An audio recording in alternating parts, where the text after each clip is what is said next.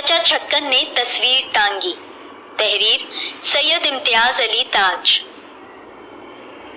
चचा छक्कन कभी कभार कोई काम अपने जिम्मे क्या ले लेते हैं, घर भर को तिगनी का नाच नचा देते हैं। आ बे लौंडे, जा बे लौंडे, ये कीजो वो दीजो, घर बाजार एक हो जाता है। दूर क्यों जाओ, परसों पड़ले रोज का जिक्र है, दुकान से तस्वीर का चौखटा लगकर आया। उस वक्त तो दीवान खाने में रख दी गई। कल शाम कहीं चची की नजर उस पर पड़ी तो बोली, छुट्टन के अब्बा तस्वीर कब से रखी हुई है, खैर से बच्चों का घर ठहरा, कहीं टूट फूट गई तो बैठे बिठाए रुपए 2 रुपए का धक्का लग जाएगा, कौन टांगेगा इसको। लो टांगता और कौन, मैं खुद टांगूंगा। कौन सी ऐसी जुएशीर लानी है, रहने दो, मैं अभी सब कुछ खुद ही किए लेता हूँ। कहने के साथ ही शेरवानी उतार चचा तस्वीर टांगने के दरपे हो गए। इमामी से कहा, बीवी से 2 आने पैसे लेकर मेखे ले आ। उधर वो दरवाजे से निकला, उधर मूदे से कहा, मूदे जाना इमामी के पीछे, कहियो 3-3 इंच की हो मेखे, भाग कर जा लीजिए उसे रास्ते ही में। लीजिए तस्वीर टांगने की दाग बेल पड़ गई और अब आई घर भर की शामत। नन्हे को पुकारा, ओ नन्हे जरा जाना मेरा हथौड़ा ले आना। बन्नो जाओ अपने बस्ते में से फुट्टा निकाल लाओ, और सीढ़ी की भी तो जरूरत होगी हमको। अरे भाई लल्लू जरा तुम जाकर किसी से कह देते सीढ़ी यहाँ आकर लगा दे, और देखना वो लकड़ी के तख्ते वाली कुर्सी भी लेते आते तो खूब होता।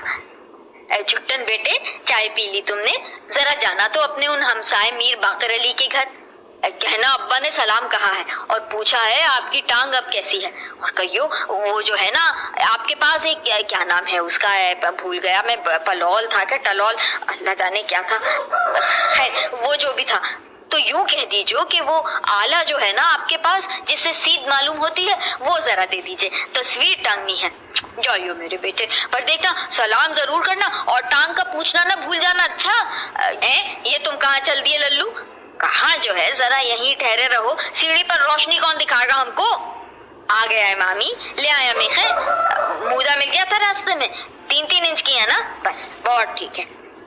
हेलो सुतली मंगवाने का तो ख्याल ही न रहा है, अब क्या करूं। जाना मेरा भाई जल्दी से हवा की तरह जा, और देख बस 1 गज हो सुतली, न बहुत मोटी न बहुत पतली, कह देना तस्वीर टांगने को चाहिए है।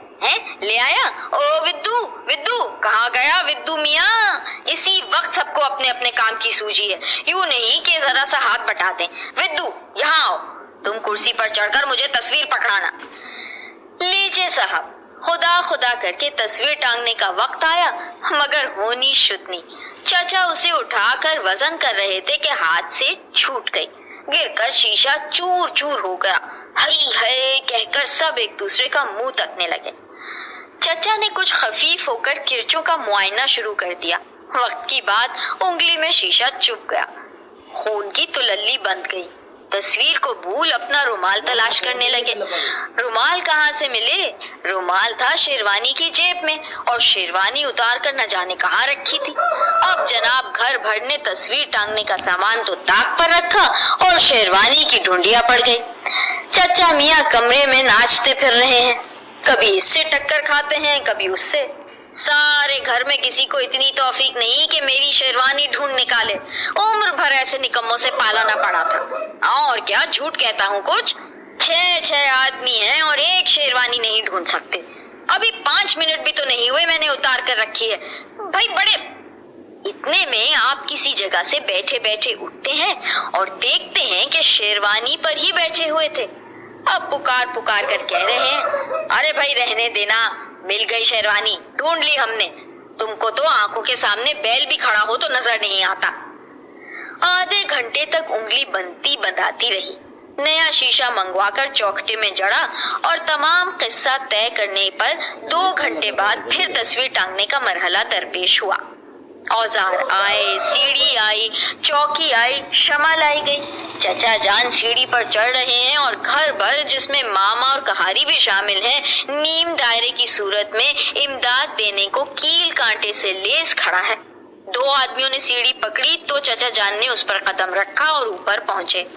एक ने कुर्सी पर चढ़कर मेखें बढ़ाई, चचा ने कबूल कर ली। दूसरे ने हथौड़ा ऊपर पहुंचाया। संभाला ही था कि मैं हाथ से छूटकर नीचे गिर पड़ी। खिसियानी आवाज में बोले, اے لو اب کم وقت میں ایک چھوٹ کر گر پڑی، دیکھنا کہاں گئی۔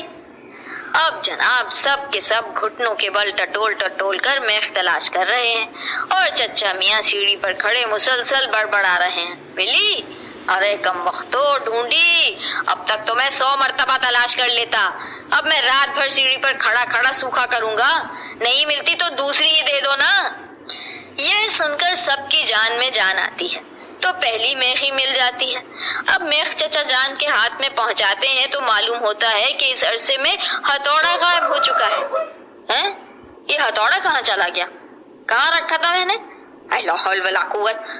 ارے الو کی طرح آنکھیں پھاڑ پھاڑ کر میرا منہ کیا تک رہے ہو؟ 7 آدمی اور کسی کو معلوم نہیں کہ ہتھوڑا میں نے کہاں رکھ دیا۔ بڑی مصیبتوں سے ہتھوڑے کا سراغ نکلا اور میخ گڑنے کی نوبت آئی۔ اب آپ یہ بھول بیٹھے کہ ماپنے کے بعد میخ گاڑنے کو دیوار پر نشان کس جگہ کیا تھا۔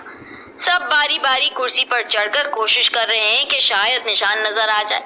ہر ایک کو الگ الگ نشان دکھائی دیتا ہے۔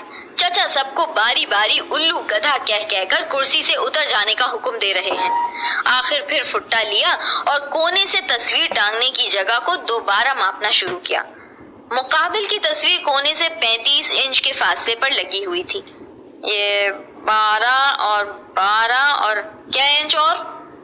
بچوں کو زبانی حساب کا سوال ملا، بآواز بلند حل کرنا شروع کیا اور جواب نکلا تو کسی کا کچھ تھا اور کسی کا کچھ۔ ایک نے دوسرے کو غلط بتایا۔ اسی تو میں سب بھول بیٹھے کہ اصل سوال کیا تھا۔ نئے سرے سے ماپ لینے کی ضرورت پڑ گئی۔ اب کے چچا فٹے سے نہیں ماپتے، ستلی سے ماپنے کا ارادہ رکھتے ہیں۔ سیڑھی پر 45 درجے کا زاویہ بنا کر ستلی کا سرا کونے تک پہنچانے کی فکر میں ہے کہ اسی کوشش میں زمین پر آ رہتے ہیں۔ کونے میں ستار رکھا تھا، اس کے تمام تار چچا جان کے بوجھ سے یخلک جھنجھنا کر ٹکڑے ٹکڑے ہو جاتے ہیں۔ اب چچا جان کی زبان سے جو منجھے ہوئے الفاظ نکلتے ہیں سننے کے قابل ہوتے ہیں، مگر چچی روک دیتی ہیں اور کہتی ہیں، ارے اپنی عمر کا نہیں تو ان بچوں ہی کا خیال کرو۔ بہت دشواری کے بعد چچا جان اثر نو میخ گاڑنے کی جگہ متعین کرتے ہیں۔ بائیں ہاتھ سے اس جگہ میخ رکھتے ہیں اور دائیں ہاتھ سے ہتھوڑا سنبھالتے ہیں۔ پہلی ہی چوٹ جو پڑتی ہے تو سیدھی ہاتھ کے انگوٹھے پر آپ سی کر کے ہتھوڑا چھوڑ دیتے ہیں اور وہ نیچے آ کر گرتا ہے کسی کے پاؤں پر۔ ہائے ہائے اور افو مار ڈالا شروع ہو جاتی ہے۔ چچی جل بھن کر کہتی ہیں، یوں میخ گاڑنا ہوا کرتے تو مجھے 8 روز پہلے خبر دے دیا کیجیے، میں بچوں کو لے کر میں کے چلی جایا کروں۔ ہاں اور نہیں تو۔ چچا نادم ہو کر جواب دیتے ہیں، یہ عورت ذات بھی بات کا بتنگڑ بنا لیتی ہے، یعنی ہوا کیا جس پر یہ تانے دیے جا رہے ہیں بھلا؟ صاحب کان ہوئے، آئندہ ہم کسی کام میں دخل نہ دیا کریں گے۔ اب نئے سرے سے کوشش شروع ہوئی۔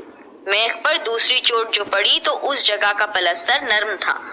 پوری کی پوری میخ اور آدھا ہتھوڑا دیوار میں، اور چچا اچانک میخ گڑ جانے سے اس زور سے دیوار سے ٹکرائے کہ ناک غیرت والی ہوتی تو پچک کر رہ جاتی۔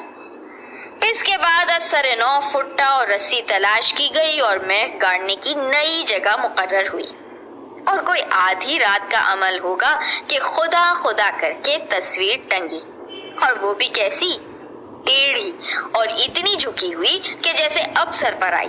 چاروں طرف گز گز بھر دیوار کی یہ حالت کہ گویا چاند ماری ہوتی رہی ہے۔ چچا کے سوا باقی سب تھکن سے چور نیند میں جھوم رہے ہیں۔ اب آخری سیڑھی پر سے دھم سے جو اترتے ہیں تو کہاری غریب کے پاؤں پر پاؤں، تڑپ ہی تو اٹھی۔ چچا اس کی چیخ سن کر ذرا سرا سیما تو ہوئے، مگر پل بھر میں داڑھی پر ہاتھ پھیر کر بولے، اتنی سی بات تھی، لگ بھی گئی، لوگ اس کے لیے مستری بلوایا کرتے ہیں۔